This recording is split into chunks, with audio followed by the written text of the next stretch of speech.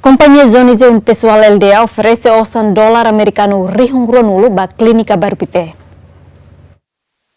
E a sexta-feira, a Companhia Zonizé Pessoal LDA oferece um montante dólar americano rihungruanulo para a clínica Barupité. Diretora da Companhia Zonizé Pessoal LDA, Maria Oliveira Hateten, o objetivo de sua oferta gratidão a tu garante a existência clínica refere ou insa continua o atendimento de saúde para pacientes sira. Para pacientes sermos né cuidados por como haure cala né loro né hamai keras sama colegas o seu manejo o seu doutor somos contentes nem mau hamai keras e depois hau cara bolo média mai para forçar a média para emane companhia selo bel hareker bel halto.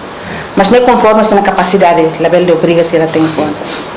Superior Clínica Barupité, Dr. Daniel Murpi, ratou agradecimento para a Companhia Zonizé, nebema colaram lua que foi apoio na ossa montante dólar e nulo para a Clínica Barupité. Tu for donação dia, agora se a companhia serene tu for nesse né, ami bele então ajude-me para.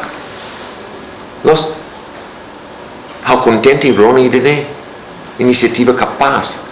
Então, ser serviço e Timor, ajuda em Timor, mas o bonebe hetan manan, for fale para a comunidade capaz, generosidade. Antes, vice-ministro de Saúde e Assunto Cuidado de Saúde Primária, ele Antônio de Arauzo dos Reis promete que se assor o líder máximo clínica Barupité, onde resolve o problema crise financeira, nebe uma clínica refere em frente, mas betou em Lorencedo que realiza. Azinha Lola, Dilma Suzaiti, Ziamen.